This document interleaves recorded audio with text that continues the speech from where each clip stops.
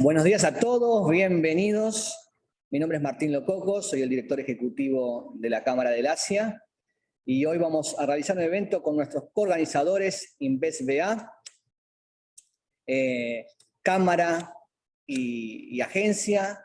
Somos dos entidades que promocionamos desde nuestros ámbitos privado y público con diferentes metodologías, el comercio y las inversiones de las empresas argentinas y hacia Argentina, y hoy nos hemos unido para hacer sinergia y presentarles a los empresarios argentinos algunas herramientas, en este caso para desembarcar del otro lado del mundo, en el país del sol naciente, en Japón. Antes de presentar a nuestro orador de lujo, quisiera ceder la palabra al director general de la Agencia de Promoción de Inversiones y Comercio Internacional, ¿sí? ¿Digo bien? De las inversiones y comercio exterior. Y comercio exterior de la ciudad de Buenos Aires, Iván Vicental. Muchas gracias, Martín. Muy buenos días a todos. Estamos muy contentos de realizar esta capacitación junto a la Cámara del Asia. Desde InvestBA trabajamos todos los días para posicionar a la ciudad como plaza atractiva para invertir y potenciar el talento local abordando nuevos mercados. Es por eso que dentro de este último objetivo realizamos capacitaciones, un ciclo de capacitaciones a lo largo del año, y esta es una dentro del eje de nuevos mercados. Nos pareció muy interesante la temática a abordar, no solo por el mercado japonés, que es una de las principales economías del mundo, con un PIB per cápita de un país de altos ingresos, lo que genera muchísimo potencial y oportunidades para nuestro país y la ciudad en particular, sino por la temática de abordar el mercado en términos de un eje que es la cultura, ¿no? A veces el factor cultural no siempre está en las discusiones y particularmente resulta relevante, ya que por cuestiones culturales muchas veces uno tiene que adaptar un producto o resultan fundamentales al momento de negociar o entablar una negociación de forma que sea fructífera. Así que nada, estamos muy contentos, bienvenidos y espero que disfruten del evento. Muchas gracias. Gracias, Martín. Muchas gracias, Iván. Muy bien, bueno, a continuación voy a presentar al orador, aquí a mi izquierda, cuya ponencia tiene por título Japón, inmersión en su cultura de negocios. Él expondrá por espacio de aproximadamente media hora y luego la presentación tendrá un formato de entrevista. El público podrá interactuar, les pedimos que interactúen a través del chat de la sala, que suba sus inquietudes, y al final vamos a elegir 2 o 3 preguntas para pasárselas al speaker. Muy bien, dicho esto, tengo el honor de presentar a Rodolfo Villalba, con quien he tenido la suerte de compartir varios eventos y hasta algún viaje por Asia. Rodolfo es un hombre joven, adulto joven se dice ahora, adulto joven, sí, sí, pero su currículum es muy, muy extenso. Así que simplemente voy a puntualizar algunos cargos y experiencias sobresalientes del mismo. Bien, Rodolfo Villalba es actualmente socio gerente de Fructus Capital, sociedad anónima, y profesor de finanzas corporativas, reestructuración y fusiones y adquisiciones del máster en finanzas de la Universidad del SEMA. Previamente, Rodolfo ha sido vicepresidente ejecutivo de la Agencia Argentina de Inversiones y Comercio Exterior durante el gobierno de Mauricio Macri. Fue gerente general ejecutivo de Mitsubishi Motors en Tokio en el área financiera y se desempeñó como vicepresidente y banquero de inversión en el JP Morgan Chase en el área de Asia y Japón, con posiciones en Nueva York, Tokio, Londres y Hong Kong, donde fue incluso director de la industria automotriz para Asia y banquero de inversiones de numerosas empresas japonesas en diversas industrias. Como becario del prestigioso Ministerio de Educación de Japón, Monbusho, estudió japonés en la Universidad de Osaka y se graduó de la maestría en Ciencias Económicas de la Universidad de Sofía en Tokio, con especialización en Administración de Empresas. Además, se graduó de la carrera de Derecho de la Universidad Nacional de Córdoba, licenciatura en Ciencias Políticas y Relaciones Internacionales en la Universidad Católica de Córdoba y de la maestría en Relaciones Internacionales en la Universidad de Belgrano. Bueno, Rodolfo, además de poseer un manejo fluido del idioma japonés, habla inglés y alemán, pero brindará hoy esta materia en su lengua materna, el español, con un poquito de acento cordobés. Bien, se ve extenso e interesante, como les había anticipado, pero a los fines de este evento, permítanme revelarles que Rodolfo es ante todo un verdadero apasionado de la cultura japonesa, de las relaciones entre Japón y el mundo, especialmente con Argentina, a lo que ha dedicado prácticamente toda su carrera profesional. Entonces voy a cederle la palabra a Rodolfo, pero como queremos sacarle provecho a cada una de sus palabras, te voy a pasar el micrófono, Rodolfo, con una pregunta, una primera pregunta para romper el hielo. Si te gustaría contarnos, a manera de preámbulo, sobre tu experiencia primera, inicial en Japón, cómo desembarcaste ahí, ¿sí? Las primeras impresiones y las siguientes. Sos un experto en el país, te escuchamos. Bueno, muchas gracias, Martín. Es un verdadero gusto acompañar a la Cámara del Asia y a Inves Buenos Aires. Iván, muy agradecido por la invitación, Martín, como siempre. Y bueno, además, hablar y referirme a este tema para mí es siempre un verdadero gusto, porque realmente tengo una afinidad y un sentimiento muy particular hacia la cultura japonesa, hacia los japoneses, hacia las empresas japonesas también. Tengo amigos en el país de toda la vida prácticamente. Yo llegué a Japón la primera vez con 18 años, a hacer mi segundo año de la universidad como estudiante de intercambio. Bueno, y así inició un proceso en mi vida que realmente marcó muy, muy profundamente todos los años que siguieron, desde los 18 años hasta el presente. Después de estar un año en la Universidad de Sofía como alumno de intercambio, vuelvo, me recibo en Argentina, y gracias a la generosa beca del gobierno de Japón, del Ministerio de Educación Monbullo, regreso a Japón y hago un estudio ya de 3 años, estudio japonés bien en detalle, y hago mi maestría en economía, en realidad, con especialización en administración de empresas en el idioma japonés, ¿no? Entonces, ya desde ese tema es mi segunda estadía en Japón. Después recibido, ingreso a trabajar en el banco Chemical Chase, justo antes de la fusión con Chase Manhattan, en Nueva York, y siempre estuve dedicado a los negocios con Japón.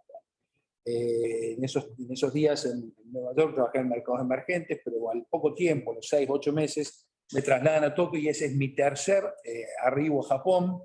En ese momento estuve como 2 años, 1 año y medio, 2 años, hasta la crisis del tequila. Después me trasladan dentro del banco a Londres y sigo siempre en relación con los japoneses, usando el idioma japonés, pero manteniendo ese vínculo personal tan especial y tan enriquecedor, porque realmente todo vínculo personal suele ser enriquecedor, y los japoneses toman características muy particulares. Realmente tengo grandes amigos de toda la vida en Japón y en distintas partes del mundo japoneses, y es para mí un verdadero placer.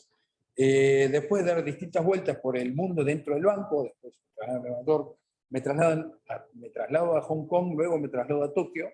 Esa pasa a ser mi cuarta estadía en Japón. En total he vivido 10 años en Japón. La última vez me quedé 5 años, después salgo del banco y entro a trabajar para Mitsubishi Motors. Cuando Daimler Chrysler compra Mitsubishi para reestructurar Mitsubishi Motors, y después posteriormente ya me independizo y empiezo a trabajar con mi consultora Fructus Management en ese momento, con base en Tokio. Es un gusto realmente mantener esta vinculación con Japón, porque los japoneses son muy particulares, son muy cordiales. A veces, en una etapa inicial de un relacionamiento, algunos pueden percibir que son un poco fríos o un poco distantes.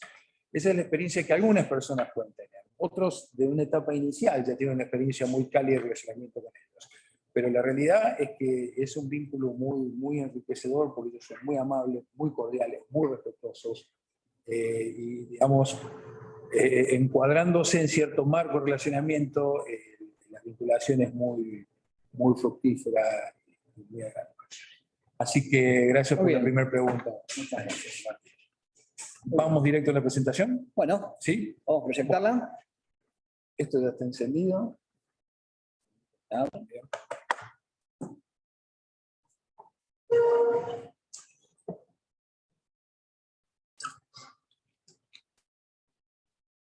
¿Ya está? Sí, ya. Bueno, la fascinante cultura japonesa en el ámbito de los negocios, ¿no? O sea, vamos a hablar de Japón, vamos a hablar de la cultura japonesa, pero en tanto y en cuanto tiene una trascendencia en el ámbito de los negocios, que es el foco de la conversación.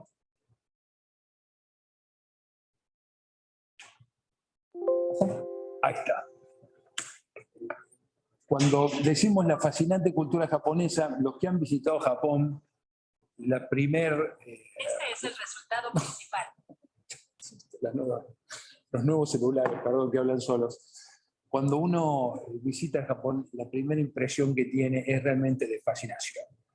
La fascinación comienza al momento de llegar al aeropuerto, generalmente Narita, con el tratamiento que uno recibe en el aeropuerto. Cuando sale del aeropuerto, se sube al ómnibus o al taxi que lo lleva, un taxista que lo atiende con guantes en blanco, los asientos en el taxi que están forrados con telas blancas impecables, un tratamiento sumamente cordial lo ayuda con el equipaje, por supuesto. Cuando uno sube al auto y va camino a Tokio, empieza a apreciar todo el paisaje. Japón tiene un paisaje natural sumamente lindo, muy agradable. Ve el comportamiento de los otros conductores en la ruta y demás, todos muy respetuosos, muy cordiales. Y cuando llega a la ciudad, ni hablar cuando se siente en un restaurante y empieza a probar las delicias de la comida japonesa, es una experiencia de fascinación constante. Obviamente todas las manifestaciones artísticas de Japón, todo lo que es la concepción de belleza y cómo está proyectada ese concepto de belleza en todos los ámbitos de la vida cotidiana, además de las manifestaciones artísticas, son todas experiencias iniciales que despiertan una fascinación por la cultura japonesa. Esa fue mi experiencia el primer día y todo el primer año que estuve en Japón como estudiante, como mencioné recién. Suele ser la experiencia de la mayoría de los extranjeros que visitamos Japón, especialmente los occidentales. Uno cuando va a Japón por primera vez espera, digamos, llegar a una sociedad moderna, como se imagina a lo mejor que va a haber algo más al estilo de la sociedad europea y demás. Y bueno, con todas las cosas buenas que tiene el desarrollo, se encuentra con todo este aspecto cultural que es sumamente rico y que, digamos, despierta inmediatamente el interés por entender cuáles son las causas, cómo se va generando esta situación y esta dinámica y demás. Como yo diría, Japón, desde el punto de vista cultural, tiene características propias, ¿no? Japón es un país que es, uno podría decir, muy distinto a otros países. Digamos, hay muchas culturas en el mundo, más allá de los cientos de países que tenemos varios cientos de culturas, incluso muchos países que conviven varias culturas, incluso varias naciones, ¿no? Pero yo me animaría a decir que dentro de lo que son los países desarrollados, o lo que son los países de las economías OECD o OECD, bueno, Japón realmente se distingue por sus aspectos culturales, ¿no? Obviamente China también se distingue, pero bueno, hay otras economías que vienen creciendo rápidamente y que se vienen incorporando a los países OECD. Obviamente Corea también se distingue marcadamente, pero Japón tiene aspectos muy singulares, ¿no? Que es importante entenderlos. Nuestros amigos en la Cámara del Asia trabajan muchísimo los aspectos culturales del relacionamiento de los negocios con distintos países de Asia. Uno de los temas muy importantes conocerlos para poder hacer negocios con Asia, en el caso de Japón también. Y entonces es indispensable entender la cultura japonesa para poder realizar negocios con ellos, para poder abrir las fronteras de la Argentina y recibir capital que venga a invertir a la Argentina, para exportar nuestros productos, para adaptar nuestros productos al mercado japonés. Entonces, a eso nos vamos a referir brevemente. Yo voy a tocar algunos aspectos singulares de la cultura japonesa. No voy a tocar todos los aspectos de la cultura japonesa, porque son muy ricos, muy vastos. No vamos a hablar de arte, tampoco vamos a hablar de religión. El sincretismo en el mundo de la cultura y la religión es fascinante, es fascinante. Nos vamos a limitar a los temas que tienen trascendencia en el mundo de los negocios. Y voy a empezar refiriéndome a lo mejor al más importante de estos temas. Los japoneses tienen un concepto de grupo que es muy distinto a lo que es la concepción occidental de lo que es. Yo me animaría a decir la conciencia del grupo, comparándola con la conciencia individual o la conciencia individuo. Nosotros nos percibimos nuestra existencia como personas, identificamos que, digamos, tenemos una voluntad, queremos ciertas cosas, tenemos ciertos valores, digamos, que los vamos incorporando a lo largo de la vida en un proceso de socialización. Son mis valores, a lo mejor los comparto con mi hermano, con mis padres, con mi madre, a lo mejor no, digamos, a lo mejor los comparto con amigos y demás, pero son mis valores, tengo una proyección, digamos, tengo un plano de acción frente al mundo, digamos, mi acción es una acción individual que se proyecta en el mundo, frente a las personas, frente a las cosas. Yo me hago responsable de mis cosas, el concepto de responsabilidad individual.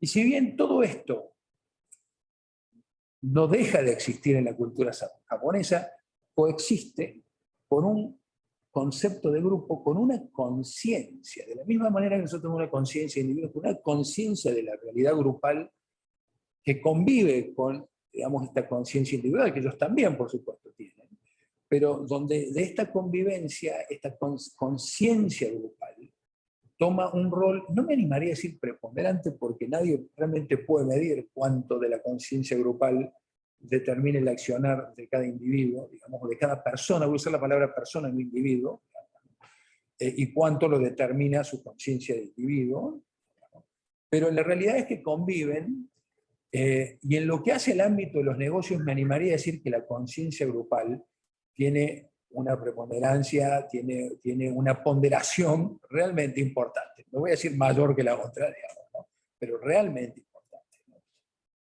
Digamos, esto, por ejemplo, así como nosotros tenemos valores individuales, el grupo, la unidad grupal japonesa también tiene su sistema de valores, ¿no? Y cuando me refiero al grupo, es el japonés desde su nacimiento hasta el momento de su, digamos, muerte y su extinción, digamos, atraviesa un proceso de pertenencia distinto, ¿no? Pero en realidad, desde su proceso al momento que ingresa su proceso de madurez, digamos, ellos toman una decisión importante de ingresar a un grupo, importante concretamente de ingresar a una empresa, digamos, ¿no? Para que ustedes tengan una idea, la empresa en Japón muchas veces se lo suele llamar la gran familia, digamos, ¿no? La empresa es como un concepto de familia. Ellos tienen una relación muy cercana y donde este grupo tiene un perfil de valores que se van adquiriendo, digamos, a través de un proceso de socialización que convive con el proceso de socialización general de toda persona, al cual se agrega el proceso de socialización de este grupo. Entonces el grupo tiene valores, y esos valores están incorporados en cada una de las personas que forman parte del grupo y les permite, digamos, consensuar decisiones de una manera mucho más simple, ¿no? Hay objetivos grupales versus, obviamente, objetivos individuales, pero los objetivos grupales ni siquiera están enfrentados, ¿no? Hay una convivencia de estos objetivos personales con los grupales, y hay un proceso, digamos, de un periodo de alineamiento, digamos, desde que uno ingresa a ese grupo, vamos, puede permanecer toda la vida en el grupo, que de hecho funciona así. Está uno de los elementos centrales del sistema de management japonés, es el Shushin Koyose, ¿no? El Lifetime Employment, empleo de por vida, ¿no? Entonces, por ejemplo, eso es un elemento, y efectivamente funciona así. El japonés entra a un grupo y es sumamente difícil irse al grupo, porque es como dejar, digamos, prácticamente, no toda tu vida, pero una gran parte de tu vida, y casi no toda tu familia, pero gente con la cual tenemos una relación de mucha afinidad. Y es notable porque yo tengo también relación de mucha afinidad con muchos japoneses, que le he desarrollado con los japoneses en los tiempos que estuve en el Chase, en JP Morgan Chase, en Chemical, etcétera, amigos de toda la vida, que es una relación realmente muy cercana. Y desde este punto de vista, importante, digamos, distinguir el concepto de acción colectiva versus acción individual, ¿no? Es como cuando los japoneses dentro del marco de su grupo realizan, obviamente cuando van a hacer las compras para comer, y hace las compras, compra sus cosas, pero también comparte mucho, digamos, ¿no? Hasta esa acción individual muchas veces tiene una dimensión colectiva también. Los japoneses compran lo que compran, van, almuerzan o cenan en su empresa y comparten todo, digamos, son gente sumamente caritativa, generosa. Entonces, el concepto de acción colectiva es muy importante. Obviamente, a nivel corporativo, digamos, bueno, las sociedades tienen digamos, un marco de responsabilidad, digamos, societario, ¿no? Por supuesto, y eso hace la acción colectiva y la responsabilidad societaria grupal, digamos, ¿no? Pero esto trasciende lo meramente jurídico, ¿no? Ustedes van a ver que cuando en una comunidad grupal, en un grupo japonés, alguien realiza una acción y está cometiendo un error, inmediatamente reacciona todo el grupo para subsanar ese error y tratar juntos salir adelante, independientemente de reprocharle a esa persona y nada por el estilo. Por el contrario, la idea es educarlo, asegurarse, tratar de que no vuelva a cometer el mismo error, pero hay una, digamos, esta conciencia de grupo tiene una manifestación muy importante en lo que es el plano de la colectivización de las acciones y del compartir la responsabilidad de lo que se hace, ¿no? De las acciones que se realizan. Permítanme, ahí creo que saltamos una, ahí viene otra. Hay otro elemento que también es muy singular de la sociedad japonesa en el mundo de la antropología cultural, de la sociología. Bueno, se suele distinguir en lo que es teoría de grupos, lo que es la asociación de la comunidad. La asociación, Gesellschaft, de la comunidad Gemeinschaft, es un concepto, lo desarrolla mucho Max Weber, Durkheim y Tönnies. Y digamos, es muy interesante porque en el mundo occidental, según nosotros conocemos, y esto no quiero decir que no existan, que no haya excepciones en otras culturas del mundo, que seguramente las hay, pero en este mundo occidental donde la comunidad se distingue de la asociación, es una comunidad más generada a partir de vínculos de carácter emocionales y de relaciones de carácter interpersonal, como es por ejemplo una familia, como puede ser por ejemplo digamos, relaciones en un club social, relaciones digamos, en una comunidad religiosa, por ejemplo, y frente a estos, digamos, organizaciones grupales más de tipo asociativo, como puede ser una sociedad anónima, una SRL, una empresa, un Estado per sí, donde los vínculos tienen más características contractuales y donde es la racionalidad lo que prima en la toma de decisiones y en la organización. Nosotros nos encontramos que en Japón, digamos, y un proceso donde históricamente suele haber una evolución de la agrupación comunitaria hacia una agrupación asociacional, como es, por ejemplo, las culturas y las comunidades en su estadio, digamos, de predesarrollo de lo que es la sofisticación de un Estado, ¿no? A lo largo de lo que ha sido la historia de la humanidad. Lo que encontramos en Japón es que los vínculos asociacionales conviven con los vínculos comunitarios en el marco de la relación grupal. En realidad, un grupo japonés para funcionar adecuadamente, aunque se organice como asociación, como por ejemplo el caso de la empresa, necesita sí o sí establecer vínculos interpersonales muy fuertes para realmente poder funcionar con una división racional del trabajo, ¿no? Es como que lo comunitario convive con lo asociacional, y esto realmente es una excepción dentro de este marco teórico tan presentado y muy conocido dentro de la antropología cultural. No sé si algún sociólogo en la mesa a lo mejor lo conoce. Y esto hay que tenerlo muy presente, porque si uno va a trabajar en un ambiente de negocios, en una empresa japonesa, y dice, bueno, yo me siento, trabajo con mis cosas, me voy a mi casa, no funciona así, digamos, ¿no? Tienes que llegar, saludar a todo el mundo, tomar tu cafecito, no tenés que perder el tiempo tampoco. Bueno, ojo que acá en Argentina hay mucho de llegar, tomar el cafecito y perder el tiempo, lo loco, ¿no? Pero bueno, entonces hay que construir vínculos de carácter emocional con los colegas, con el jefe, ya vamos a hablar de las relaciones verticales, sumamente importante, y lo interesante de esto es que en el mundo del relacionamiento entre las empresas también es importante generar vínculos de carácter personal. No focalizar exclusivamente en el vínculo racional asociativo, sino también tratar de generar un vínculo humano que es sumamente valorado por los japoneses. A ver si saltamos una. No.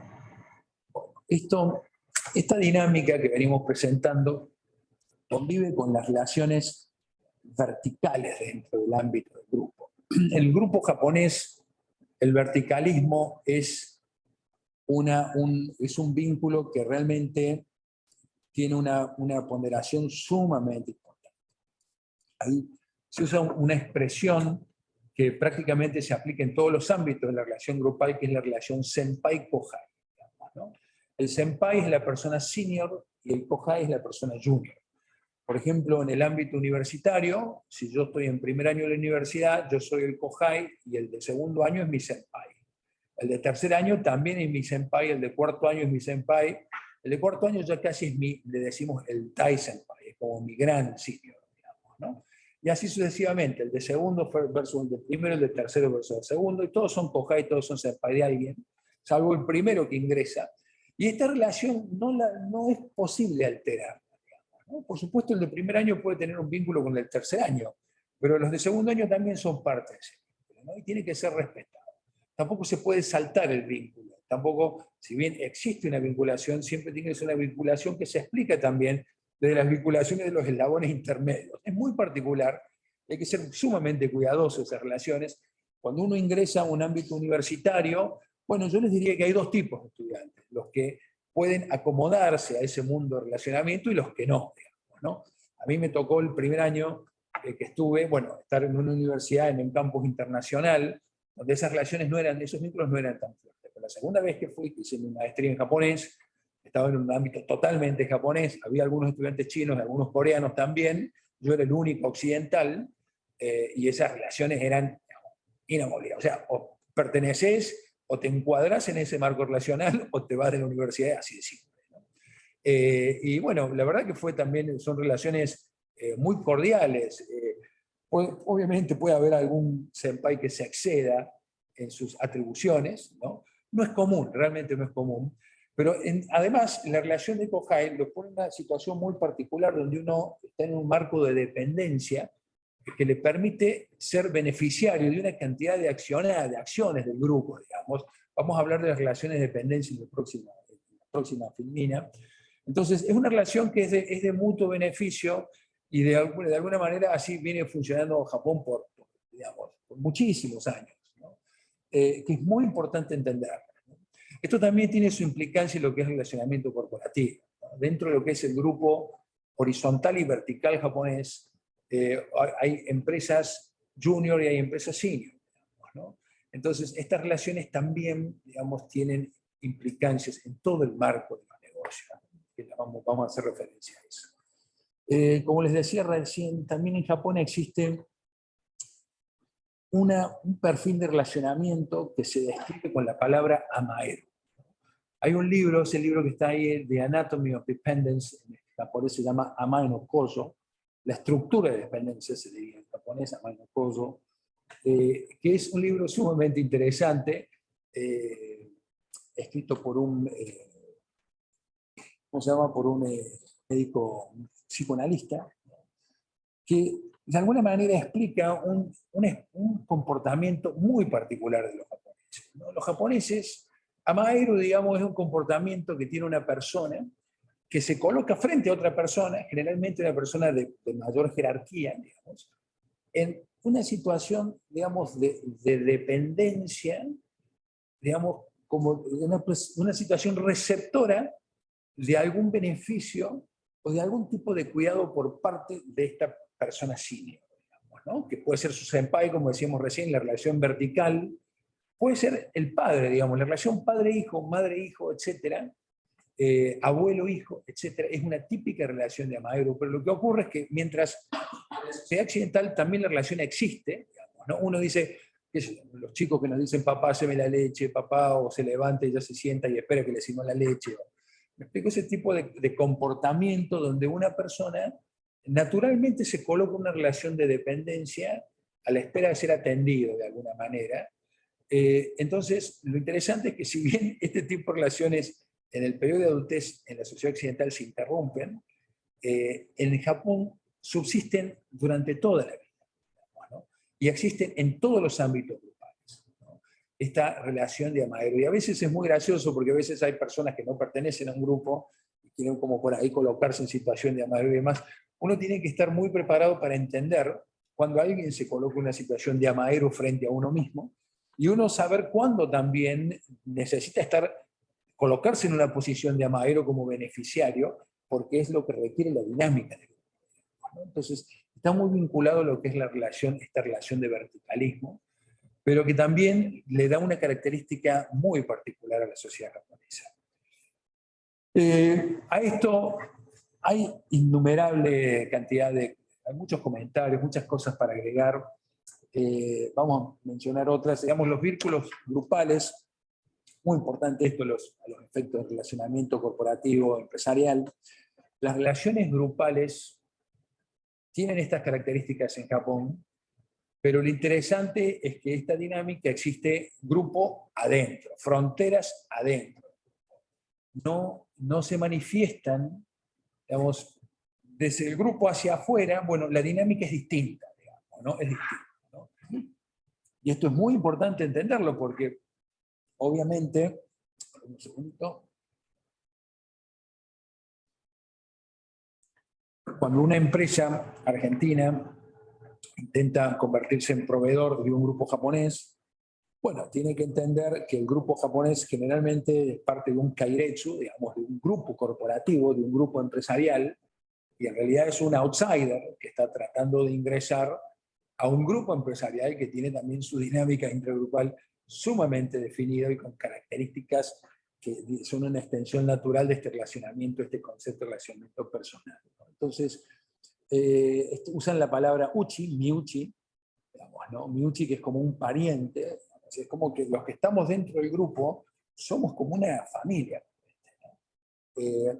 Obviamente la familia es un vínculo todavía más fuerte. En algunos casos, para algunas familias japonesas, a lo mejor el vínculo no es tan fuerte.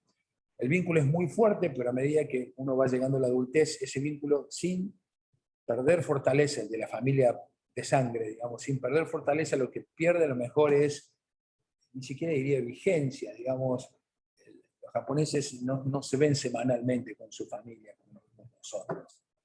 Tienen buenas relaciones, por supuesto, pero en algunos casos se ven muy esporádicamente. Entonces, como que este grupo de relacionamiento diario, donde hay vínculos personales, como venimos diciendo, de tipo comunitario, donde hay relaciones de dependencia y de relaciones verticales, como existen también en una familia, de alguna manera se convierte, que es, digamos, que tiene un bonding tan fuerte, digamos, un vínculo tan fuerte hacia adentro, digamos, y distingue lo dentro de lo externo. Entonces, esto de alguna manera lo convierte casi como en una familia, ¿no? En algunos tiempos, en los años 80 y demás, se usaba mucho la expresión kaisha, la gran familia, digamos, ¿no? Bueno, la palabra kaisha, que significa corporation, usa los mismos símbolos que la palabra shakai, que significa sociedad. Y familia se dice de otra forma, pero de todas maneras, este concepto del miuchi, del uchi, es sumamente fuerte hacia adentro, pero por otro lado, las relaciones del grupo con el mundo externo, digamos, el mundo externo es lo que está allá, digamos, ¿no? Es el soto, es el tanín, digamos, ¿no? Esa conciencia de lo que es lo interno versus, digamos, excluir de la conciencia lo que está afuera, me explico, a ese punto, de excluir de la conciencia lo que está afuera. Uno, cuando es, digamos, recién llega a Japón, dentro de las dos, hay un montón de cosas que nos fascinan, pero hay algunas cosas que nos sorprenden con algún sesgo negativo, ¿no? Muchas veces uno está medio perdido y quiere acercarse a un japonés, y dice, ¿me podría explicar cómo llego, hablando en inglés a lo mejor? Se acerca, digamos, a hablarle en inglés, y un japonés le hace así. Bueno, hoy a lo mejor es menos frecuente, pero en los años 80, cuando yo llegaba a Japón, todavía había muy pocos extranjeros en Japón, y a lo mejor se veía más, sobre todo si uno iba a ciudades pequeñas, ¿no? Donde la gente no hablaba japonés, y en algunos pueblos donde habían visto muy pocos extranjeros, ¿no? Incluso esta cara extranjera y demás no era muy común. Entonces, a ese punto es lo externo, es como que hasta les cuesta generar un primer vínculo. No hay que asustarse frente a esas cosas y no hay que tomarlo como algo negativo de la sociedad japonesa, porque los japoneses son sumamente tolerantes, ¿no? Y lo que ocurre con este tipo de personas es que primero no hablan el idioma inglés y les resulta una situación sumamente estresante poder llegar a generar un vínculo. Y además a veces pasa, también para relacionarlo con nuestro comportamiento occidental, ustedes vieron cuando están muy ocupados, a lo mejor van por la calle reconcentrados y van llegando al subte, y alguien viene, los interrumpe y les quiere preguntar algo, y tienen que llegar al subte, o están pensando que tienen que dar una charla, o tienen que hacer un examen o lo que sea. A lo mejor se relaciona con eso también, pero esa conciencia de lo otro externo al grupo es sumamente fuerte, y lo menciono esto y hago mucho hincapié porque es uno de de las barreras con las cuales los empresarios de todo el mundo se encuentran cuando se inician vínculos con la empresa japonesa, ¿no? Por eso es que a veces, bueno, hay formas de sortear estas dificultades y demás, a lo cual vamos a hacer referencia en la conversación. Bueno, estamos bien en tiempo. Entonces, obviamente, el mundo externo al grupo tiene también su dinámica, digamos, ¿no? Existe dentro de lo que es lo externo, existe un subgrupo, digamos, que es el más cercano al grupo interno, lo que está dentro del miuchi que decíamos recién, que es el ámbito donde existen relaciones, digamos, donde las que llamamos relaciones en el contexto del Engyo, ¿no? ¿Cómo explicarles? Esto es algo bastante difícil de entender. Fíjense, ustedes vieron cuando uno tiene lo invitan a almorzar o lo invitan a cenar y le dicen, ¿te sirvo otra copita de vino? No, por favor, tengo suficiente, muchas gracias, no quiero generar molestias. No dice uno no quiero generar molestias, por eso es un poco el concepto, no quiero generar molestias porque ya esto es una molestia, toda la atención que han tenido y demás. Bueno, eso es un poco, el envio es de alguna manera ese comportamiento en función del cual uno se abstiene, digamos, se contiene de pedir o de recibir un beneficio de una persona, digamos, se abstiene de recibir un beneficio de un grupo. Entonces, digamos, dentro de lo que es el grupo, está el grupo, y después hay otro margen de relaciones donde hay una cierta dinámica y hay un mayor relacionamiento, donde se espera de ese grupo de relacionamiento cierto comportamiento también, pero que no sería estrictamente un mundo desconocido, digamos, ¿no? Dentro de lo que está afuera como un mundo totalmente desconocido. Entonces es interesante, les digo que a veces la palabra endio, lo mismo pasa con el chino, lo mismo pasa con todos los idiomas, hay expresiones en los idiomas que es muy difícil traducirlas, ¿no? En Japón está lleno de esas expresiones, es tan difícil traducirlas, ¿no? Y miren, hay algo que no mencioné, el idioma japonés es tan distinto, el idioma chino también, lo veo acá porque, bueno, Martín, Laura y demás hablan chino, y demás, están en Asia y tienen exposición a los idiomas asiáticos constantemente. Ustedes saben, en el idioma japonés es algo que tiene desde el punto de vista de lo que es la lingüística, un fenómeno, digamos, se lo llama, una característica se llama el fenomenologismo, ¿no? Cuando nosotros decimos, yo tomo agua, en japonés decimos omisu o nomu, no uso la palabra yo, no uso el pronombre personal, digamos, ¿no? Pues simplemente se dice como tomar agua, digamos, ¿no? Sí se usan los tiempos verbales, pero sí tomar agua. Es como que el hecho de tomar agua, la trascendencia del hecho de tomar agua, o digamos, el efecto de tomar agua es algo que trasciende a la persona misma, digamos, ¿no? Si bien el que ingiere agua soy yo y el que se hidrata soy yo, de alguna manera eso, el que yo esté mejor significa que todos estamos mejor. Digamos, y esto todo viene también muy vinculado a lo que es el shintoísmo también.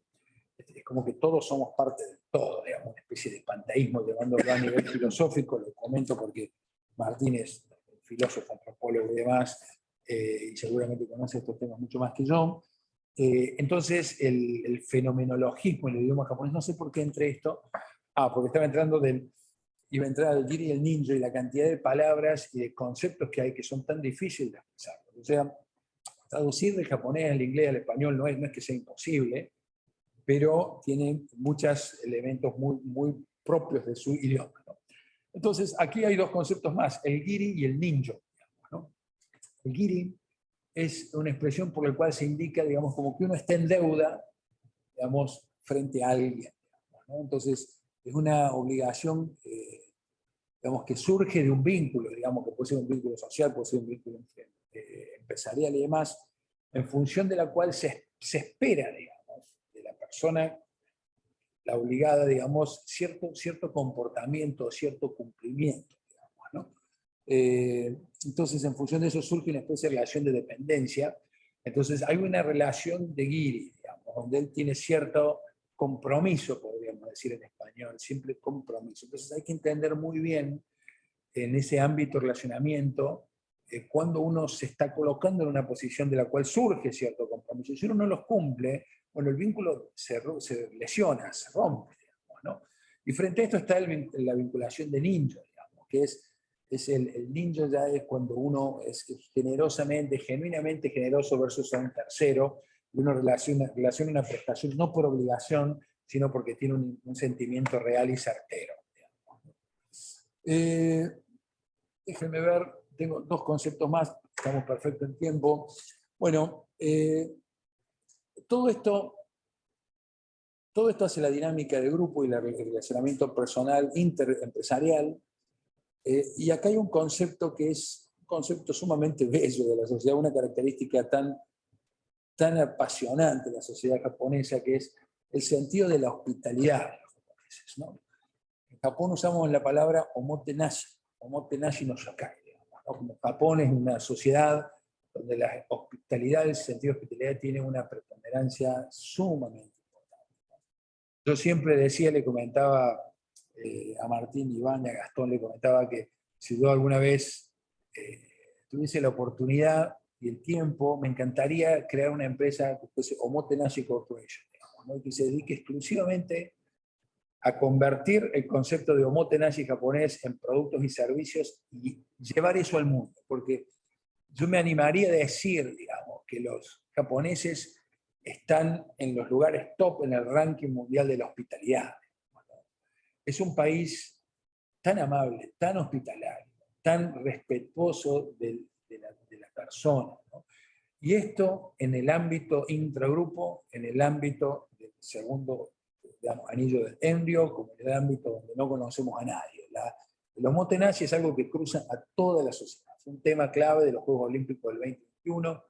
Digamos, el omotenashi es un concepto que de alguna manera la palabra surge de omote uranashi, digamos, que es una expresión de la ceremonia del té. Ustedes saben que el té se sirve, se prepara delante de la persona a la cual se le sirve el té, digamos. La ceremonia del té es algo, bueno, muy solemne, entonces, y es adelante, se hace delante del guest, y esto adelante y atrás no hay nada, es como que me muestro tal cual como soy.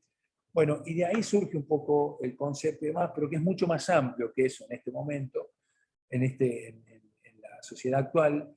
Yo les diría, ustedes entran en un negocio a comprar lo que sea, y va a ingresar el acto y dice, irasaimasu, es decir, bienvenido sea, ¿no? Y lo van a atender con una cordialidad que uno no lo puede creer, digamos, ¿no? Usted se sube a un subte que está relleno de gente, y existen los empujadores, famosos empujadores, digamos, porque los japoneses tienen un problema de espacio dramático y de transporte urbano también muy serio, que ahora con smart, digamos, los sistemas de Smart Mobility se están mejorando, pero están los empujadores que vienen a empujar para que la gente entre. El señor se para, saludan, dice permiso, me disculpan, los voy a empujar con guantes blancos, impecables, viene y los empuja con una cordialidad que usted no lo puede ver, digamos, ¿no? Los taxistas que les comentaba con guantes blancos y demás. Japón está siempre listo para recibirlos con una sonrisa, con una actitud. Ustedes saben, no sé, seguramente hay algún cristiano en la mesa o dentro del auditorio, lo que es el concepto del amor al prójimo, ¿no? Yo no sé si he vivido en una sociedad que uno pueda sentir, digamos, que el concepto de amor al prójimo ha sido llevado a un nivel tan elevado. Miren lo que les voy a decir. La próxima filmina habla de la armonía.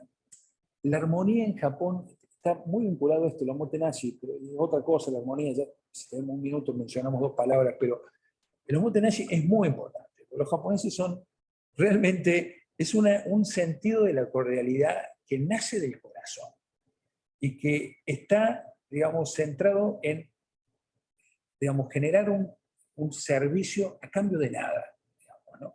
Si usted entra a comprar ropa, por supuesto que obviamente hay una transacción comercial, pero hay una actitud que es gratuita, me explico. Lo reciben con los brazos abiertos gratuitamente, aunque no compre nada, ¿no? Y eso es algo que yo no he visto otra sociedad realmente en el mundo que lleve este sentido de relacionamiento. Yo quiero usar la palabra, suena medio raro que lo diga en una conferencia, pero es casi interpretado desde mi cultura como el amor al prójimo manifestado en todos los ámbitos de la relación, con los conocidos y los desconocidos, ¿no? En fin, los invito, chicos, digamos, seguir estos temas. He puesto algunas fotos de libros para que los lean, que se consiguen algunos de ellos.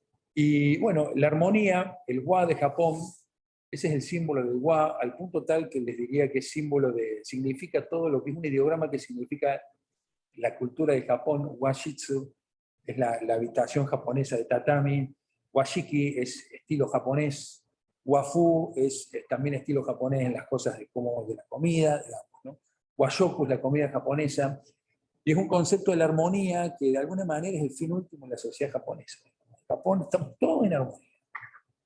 A veces alguien se enoja y explota, pero es excepcional, y hay que evitarlo, hay que evitar el conflicto. Allá no hay causas judiciales, muy poco.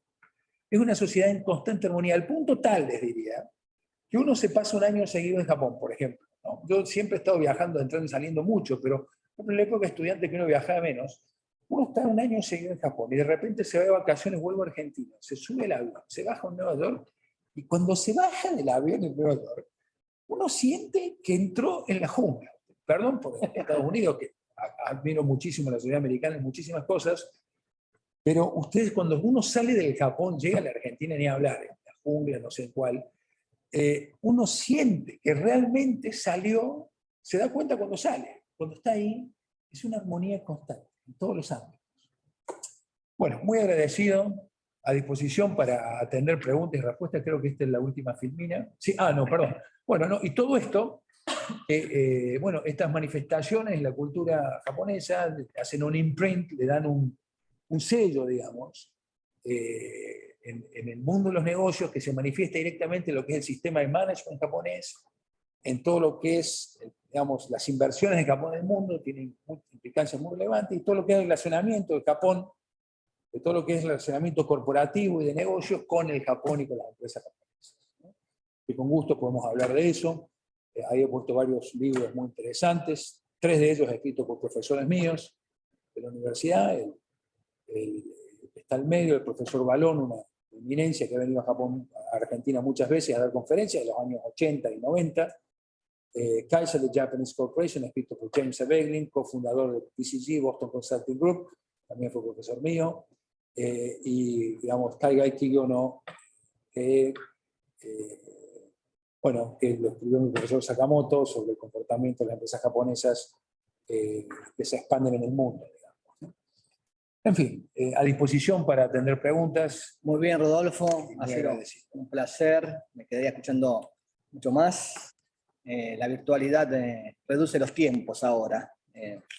Antes los eventos presenciales se hacían de 2, 3 horas, 4 horas, así que ahora estamos un poquito más limitados. Pero bueno, vamos a las preguntas. La idea es un poquito bajar todos los conceptos que estuviste dándonos al campo de los negocios, ir a lo más práctico, bajarlos a tierra, pero quería consultarte por esto último que ahora habías dicho, sí, porque este evento, como saben, es un evento doble. Hoy tenemos a Rodolfo Villalba y la semana que viene vamos a tener una entrevista con directores de Toyota Suyo. Entonces me gustaría que retomes la última filmina que habías proyectado y si nos podés decir algunas palabritas, una especie de presentación del management japonés. Bueno, bien, sí, con gusto. Gracias, Martín. Bueno, el sistema de management japonés es, digamos, tiene características muy singulares, ¿no? Ha sido extensamente estudiado, diría, en los años 70, los años 80 se habló muchísimo. Existen libros como Japan as Number One, y estamos hablando de los tiempos donde todo el mundo hablaba del milagro japonés en los años 80. De alguna manera es uno de los motivos por los cuales yo fui a estudiar a Japón, y de alguna manera me sentí atraído por la sociedad japonesa y demás. La feria de Tsukuba del año 85, digamos, 84, 85, fue una feria internacional donde fue como el showcase de Japón para el mundo. Entonces estaba, digamos, básicamente el milagro japonés, está, digamos, toda la teoría que explica el milagro japonés a partir del sistema de management japonés, que de alguna manera es un desprendimiento de lo que es la sociedad japonesa, esta dinámica de grupo llevado al mundo corporativo. Por ejemplo, algunos componentes, elementos del sistema de management japonés son algunos conocidos en todo el mundo, en la Argentina también, como por ejemplo el sistema Kanban, el sistema de los scorecards, digamos, de las tarjetas de seguimiento Kanban, muy conocido. Todo lo que es el sistema Kaizen y del Lean Manufacturing de Toyota, el sistema Kaizen incluso aquí en Argentina. Kaizen significa mejoramiento continuo, continuous improvement.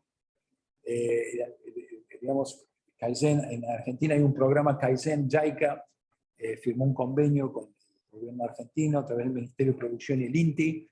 El gobierno de Japón tiene un programa de cooperación en el cual a través del cual, digamos, otorga a través del INTI herramientas de formación en las prácticas de Kaizen, ¿no? Para pymes argentinas, para que puedan introducirlas, todas prácticas de sistema de mejoramiento continuo en distintos eslabones de la cadena de valor y la actividad corporativa. No incluye únicamente lo corporativo, no incluye únicamente lo productivo, sino relaciones con proveedores, estrategias de mercado, etcétera, etcétera, Kaizen, ¿no? Y existen otros elementos que son menos conocidos, como por ejemplo el Lifetime Employment, Sushinko Yosedo. Digamos, los japoneses ingresan a una empresa y están en esa empresa de por vida, básicamente. Ingresan cuando salen de la universidad y van de la empresa cuando se jubilan. Bueno, en los años 90, a raíz de la primera, digamos, de la crisis, del colapso de la economía japonesa, empezó a haber algunas reestructuraciones, algunas personas fueron dejadas sin trabajo, ¿no? Pero el Lifetime Employment es un elemento central de la empresa japonesa, que con una economía de crecimiento es bastante simple de sostener, pero cuando la economía deje de crecer, esto genera algunos desafíos. Por ejemplo, después el concepto del Shushinko Yosedo. El Shushinko Yosedo es el sistema de Seniority System, se llama en inglés, que es el sistema de relacionamiento vertical. Bueno, vos entras en este eslabón y vas creciendo en función de tu antigüedad, ¿no? Obviamente dentro de la empresa hay sistemas, hay grupos y subgrupos, digamos, ¿no?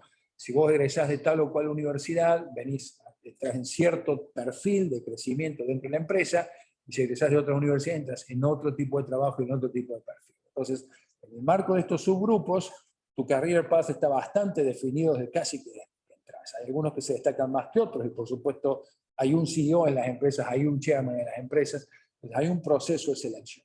Pero el verticalismo en este proceso de selección es sumamente preponderante, y bueno, que también genera ciertos desafíos, especialmente cuando una empresa japonesa adquiere otra empresa, ¿no? O cuando una empresa japonesa es adquirida por una empresa extranjera. Y después, ¿Considerás, Rodolfo, que se puede trasladar a Argentina?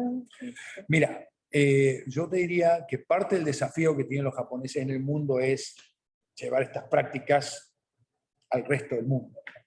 En la Argentina, vos lo que ves hoy, que digamos, JICA tiene un programa de Kaizen, cómo llevar Kaizen al mundo, pero no tiene un programa de cómo llevar el Nenko Doretsu, el Shushinko Yosedo, digamos, estos programas de Seniority, de Lifetime Employment al resto del mundo, ¿no? O sea, de por sí es algo difícilmente aplicable a otros marcos corporativos culturales, y los japoneses mismos tienen el desafío de llevarlos en sus propias empresas al resto del mundo. Hay otras cosas que también son muy importantes entenderlas. Por ejemplo, quiero mencionar dos cosas más muy importantes. El sistema de Main Bank System, ¿no?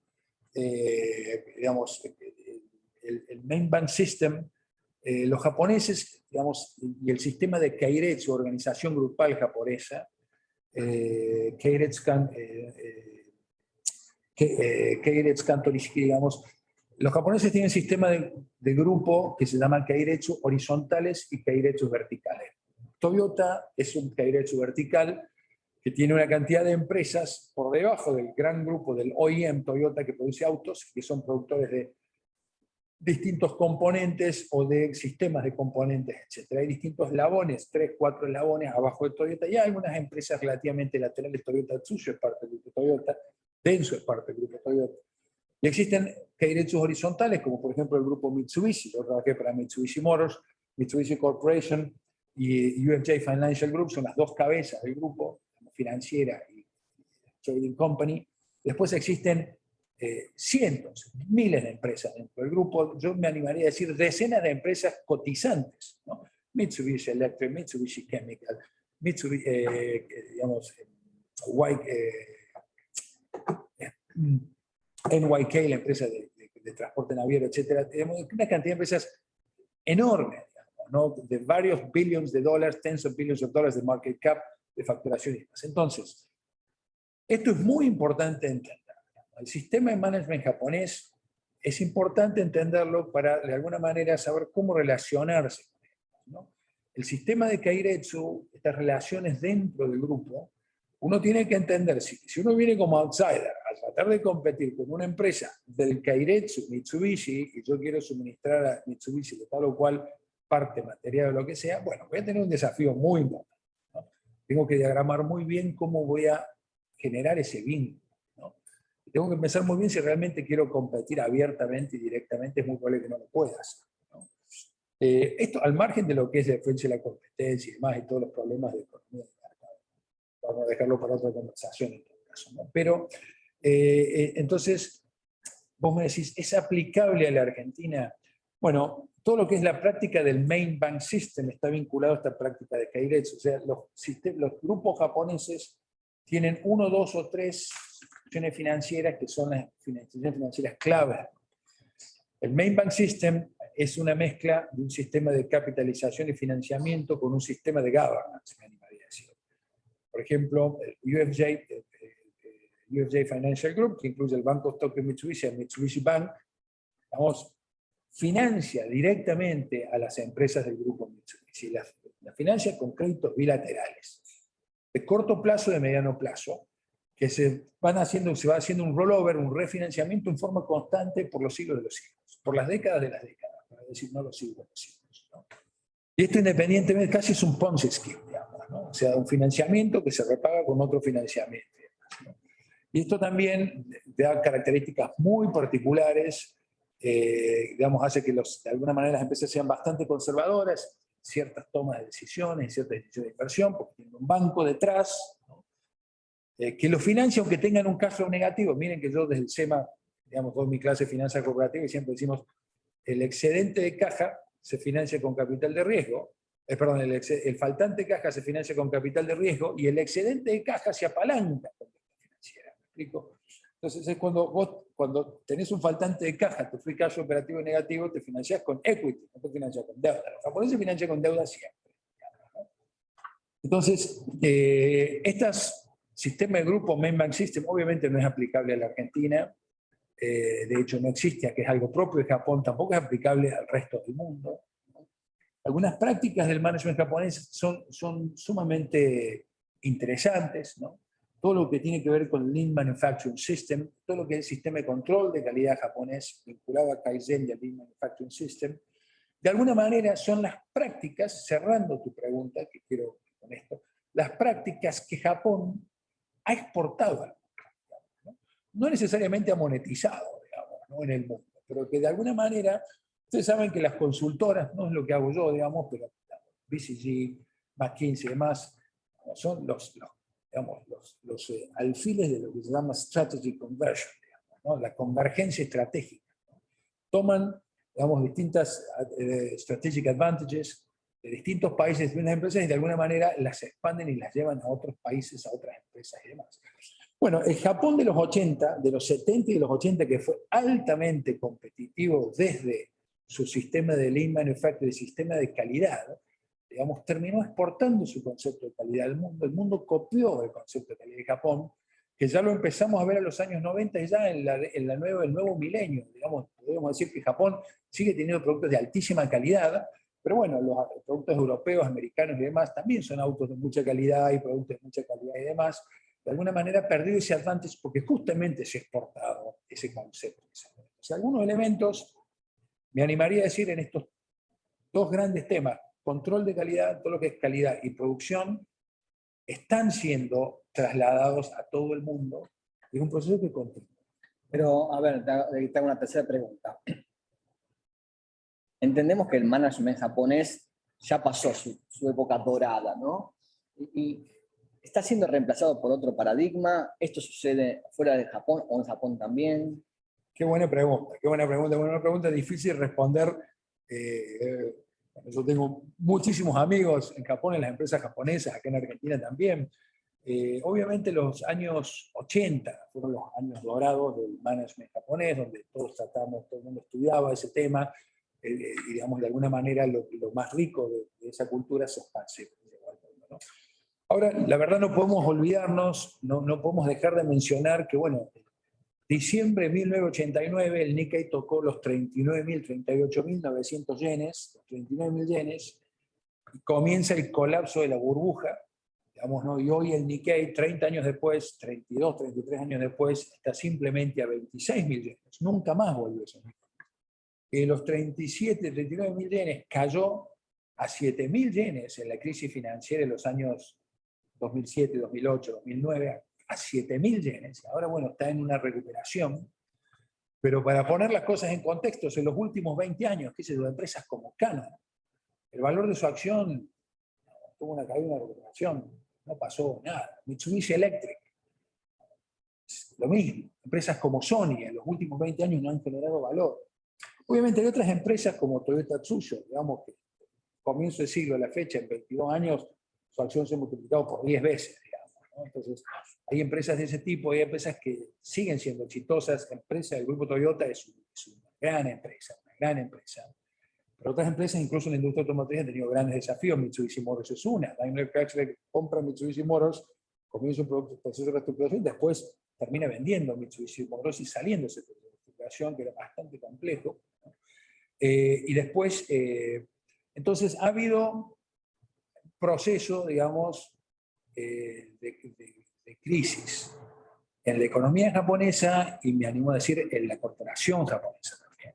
Esto va de la mano, si me permitís, para brevemente responder cuál es el nuevo paradigma.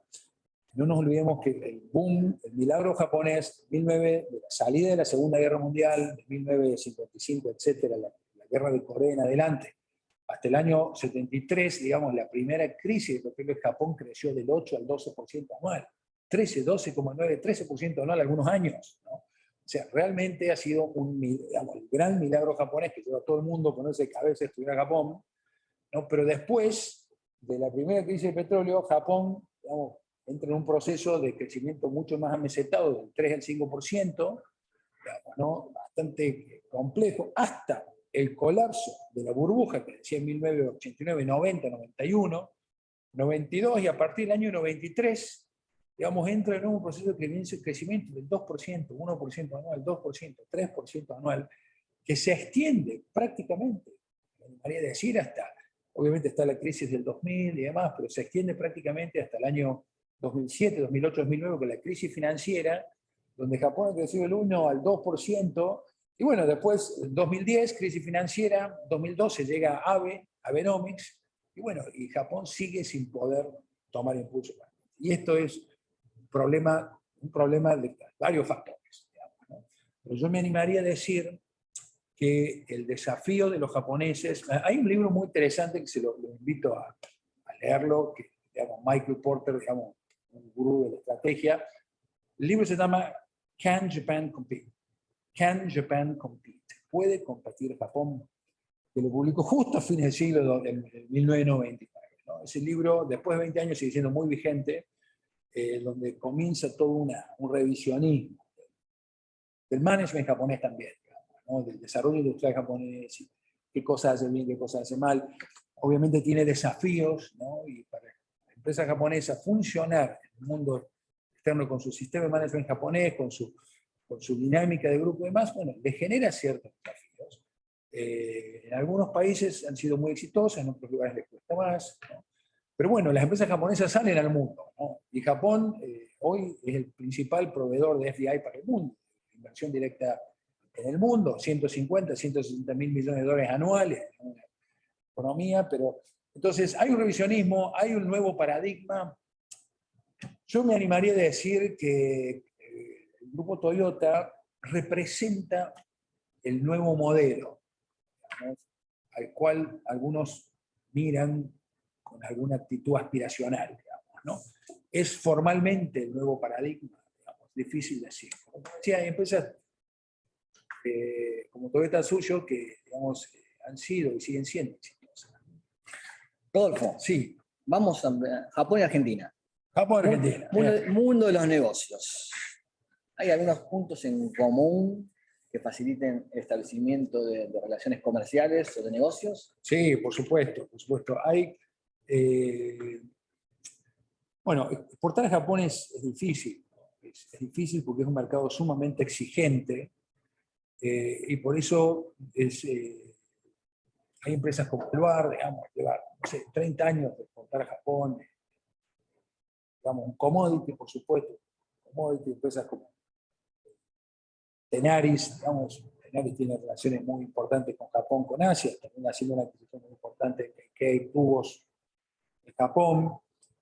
A nivel micro hay empresas muy interesantes como Juana de Arco, por ejemplo, Juana de Arco, el sector aparel, tiene un diseño muy novedoso y un modelo productivo muy novedoso. Ellos surgen en la crisis argentina de 2001, 2002, comprando retazos de telas, empiezan a hacer ropa interior femenina y de ahí construyen todo un pipeline de productos y demás. Tienen su flagship shop ahí acá en Soho, ¿no? Bueno, haciendo exposiciones, lograron relacionarse con una empresa importadora de distintas marcas, una multimarca, y tiene un flagship shop en Japón, en una zona clave de Japón, en Omotesando, tiene un flagship shop en Japón. Es como que yo les diría que hay que animarse, ¿no? A veces... ¿Cómo sería el paso a paso, por ejemplo? Bien, paso a paso. Bien.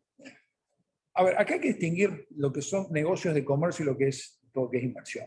O sea, Argentina tiene un enorme potencial como país receptor de inversión directa japonesa, enorme potencial en muchísimas industrias, dentro de lo que es recursos naturales, por supuesto, todo lo que es el sector agrícola, alimentos y demás, todo lo que es el sector energético, todo lo que es el sector minero.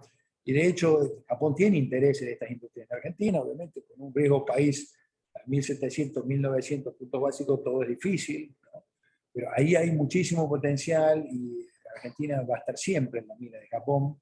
Argentina ha pasado momentos difíciles, muchísimas empresas japonesas que están en Japón hace décadas y no se van a ir de Japón, han estado acá en la década del 70, o sea, no se van a ir por el lío que tenemos ahora, si no se fueron los 70 y demás. Entonces, poniendo no un costado, digamos, porque hay mucho potencial de negocio en lo que es inversión directa, potencial de asociaciones y demás, para lo cual hay que también entender muy bien el relacionamiento, el cómo hacerlo y demás.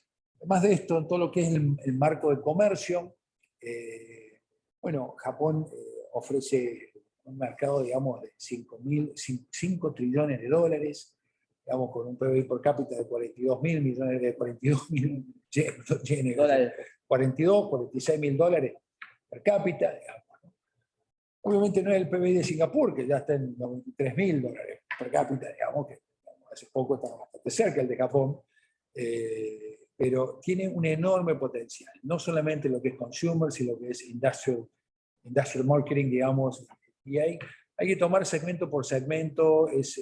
No me animaría a referirme a un segmento en particular porque es muy vasto, digamos, ¿no? Es muy vasto. Si, por ejemplo, tomamos el sector alimentos, el pipeline es enorme. Lo que ocurre es que el mercado japonés es un mercado muy exigente, ¿no? Y exige, en esa exigencia, la necesidad de adaptar el producto al mercado es un tema clave, ¿no? Uno no puede ir, digamos, querer vender los vinos argentinos con las etiquetas nuestras. Además, hay algunos muy tradicionales, pero mejor sí, pero hay un proceso de adaptación que es muy importante. Adaptar vinos no es tan fácil, ¿no? Pero adaptar otros productos sí es posible. Y a mí me interesa mucho, menciono el tema de Juana de Arco, porque Argentina creo que es competitivo en muchos sectores, ¿no? Un tema que lo vimos extensamente en tiempos de la agencia de inversiones. Es un tema vasto que si quieren armamos un día una charla y nos dedicamos exclusivamente a eso, ¿no? Pero Argentina tiene competitividad interesante en muchos sectores. Por ejemplo, el sector aparel a mí me llama mucho la atención. Si bien nuestros precios internos son elevados, entiendo que los márgenes son bastante altos de estas empresas, y no me refiero completamente a Juana de Arco, me refiero a todas en general, pero hay una innovación en el diseño, hay una capacidad de diseño, hay una capacidad de generación de marca. Creo que hay cierta calidad en la confección, ¿no? Que a veces permite competir no necesariamente en costos, sino en calidad y en diseño. Y bueno, Juana de Arco es un caso que es interesante estudiar, ¿no? Más, nosotros en la agencia de inversiones, invito a InvestBA a considerarlo también en su momento, invitamos a Juana de Arco y dio una charla muy interesante, invitando a un montón de empresas, mostraron su caso y demás, muy interesante, ¿no? Te voy a hacer una pregunta, disculpa que te interrumpa, es una pregunta que, bueno, ahí la llevas para donde quieras porque puede ser amplia o corta, que es, ¿qué recomendaciones darías a los empresarios argentinos a la hora de hacer negocios con Japón?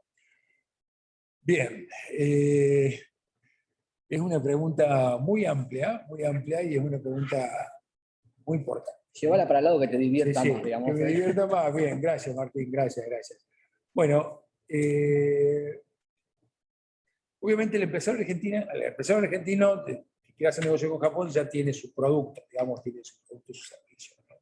tiene que estudiar muy bien el mercado al cual está apuntando.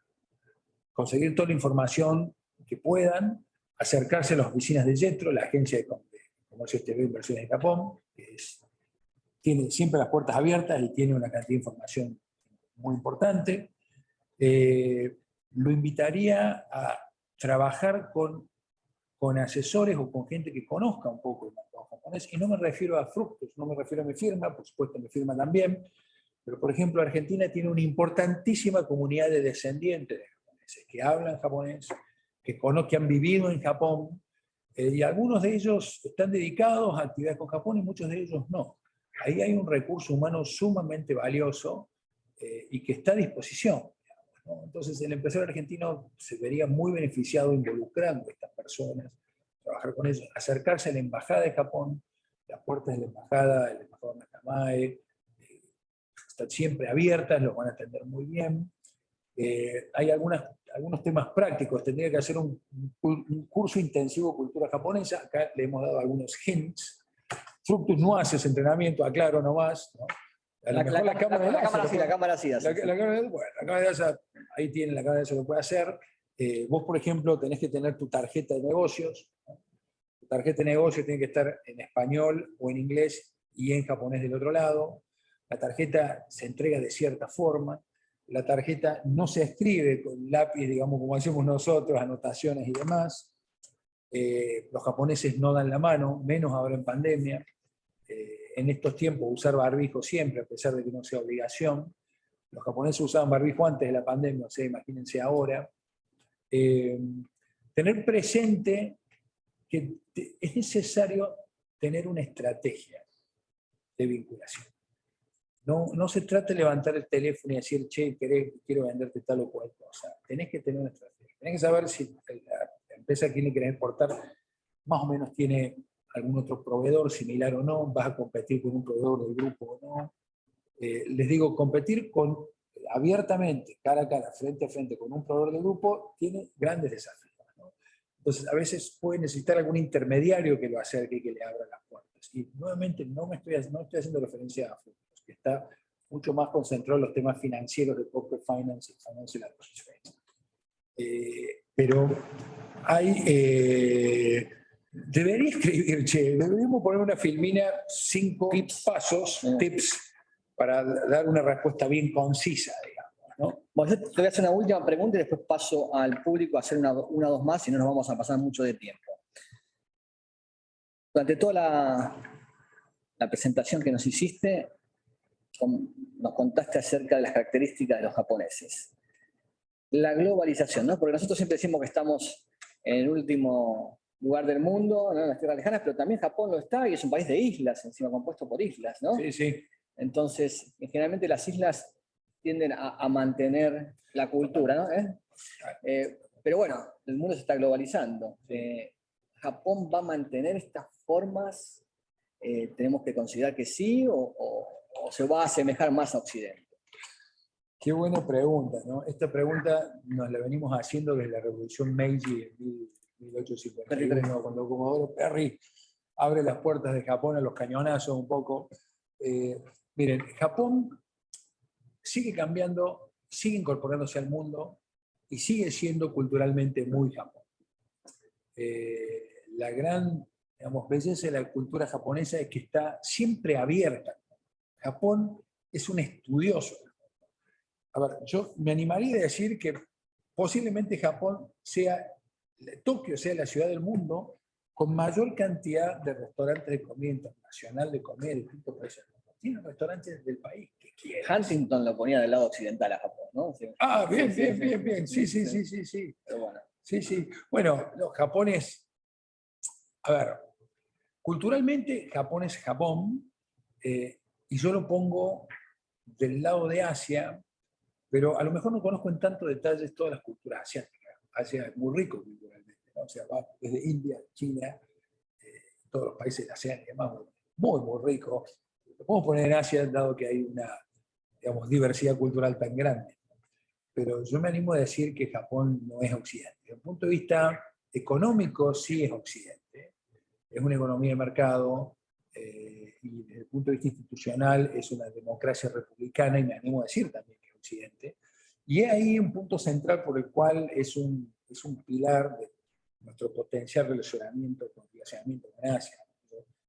Es importante tener vinculaciones, lo vemos ahora especialmente en tiempos de la guerra de Ucrania. Creo que es muy importante tener vínculos fuertes con democracias republicanas y que además sean economías de mercado, ¿no? Que ese tiene que ser un elemento central de política de Estado, nuestra política de relaciones Japón se abre al mundo y se sigue abriendo, ¿no?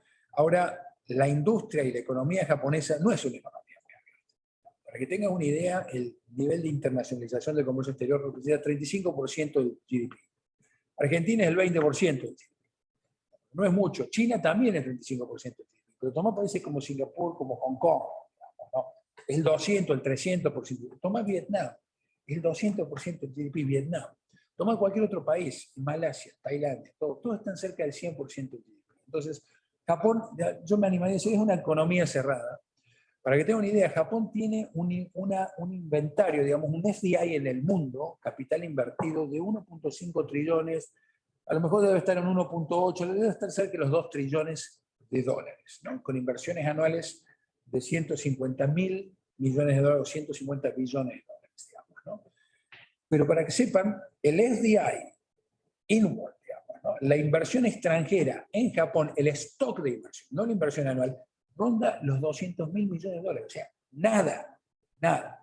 Y hay uno de los problemas de la economía japonesa, y por ejemplo que lo plantea, uno de los temas centrales que plantea Porter, Michael Porter, todo lo que es el sector no transable es un sector que no ha estado abierto a la competencia y es un sector de muy baja competitividad. Y es un lastre que tiene la economía japonesa que arrastra todas y todas. O sea, el sector transable es un sector altamente competitivo, no todo, pero una gran mayoría o una parte importante, pero el sector, digamos, no transable es un sector de muy baja competitividad. Entonces, respondiendo a tu pregunta, culturalmente Japón está abierto, pero va a seguir siendo. No son cosas que las cambien así. La economía de Japón podría abrirse mucho más y definitivamente se beneficiaría muchísimo con un proceso de apertura. Y el sistema de management japonés y las empresas tienen que cambiar. Las empresas japonesas tienen que cambiar. Hay varias cosas que tienen que mejorar. Muy bien, Rodolfo. Estamos con el tiempo un poquito pasados, así que voy a escoger una pregunta, creo. Vamos a ver qué han enviado. Una sola para no hacer. Vamos a ver.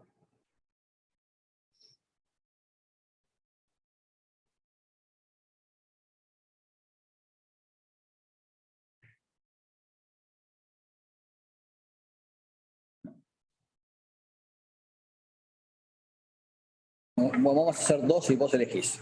Ah, bueno, a ver. Voy a quedar bien con dos.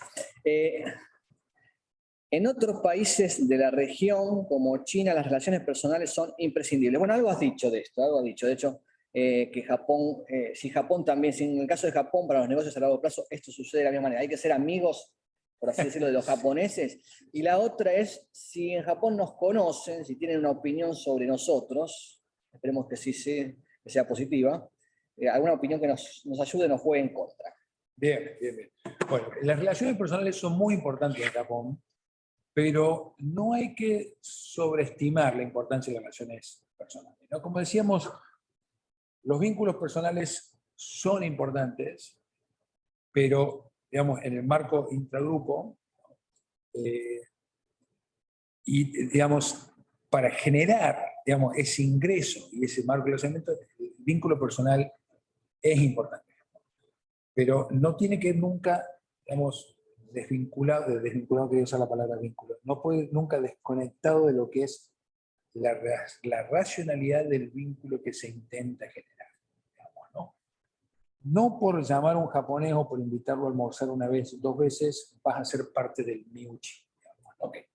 Ni vas a ser parte de un ámbito de relación. Entonces no hay que poner demasiadas expectativas en el vínculo personal, pero tampoco hay que desanimarse, ¿no? Porque no generes ese vínculo personal. Por ejemplo, invitar a cenar a los japoneses, a un empresario japonés a tu casa, lo podés hacer, digamos, lo van a recibir muy bien y demás, pero no es un primer paso, digamos, no es ni un segundo paso tampoco. es algo que puedes hacer después de muchos años y demás.